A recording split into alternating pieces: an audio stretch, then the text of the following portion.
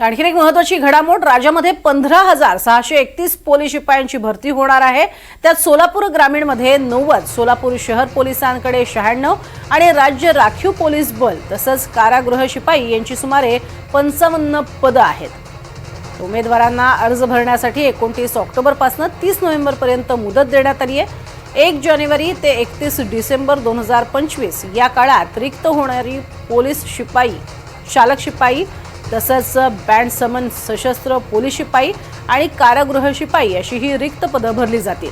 त्यासाठी राज्याच्या मंत्रिमंडळानं ऑगस्टमध्ये मान्यता दिली होती, मात्र अर्ज भरण्याची प्रक्रिया ही अजून सुरूच झाली नव्हती। आता उमेदवारांना पोलीस भरतीसाठी आपले अर्ज करता येणार आहेत। दरम्यान एका पदासाठी उमेदवाराला एकाच जिल्ह्यात एकच अर्ज करता येईल। एकाच पदासाठी वेगवेगळ्या जिल्ह्यात अर्ज केल्यास ते अर्ज मात्र बाद ठरवण्यात येतील।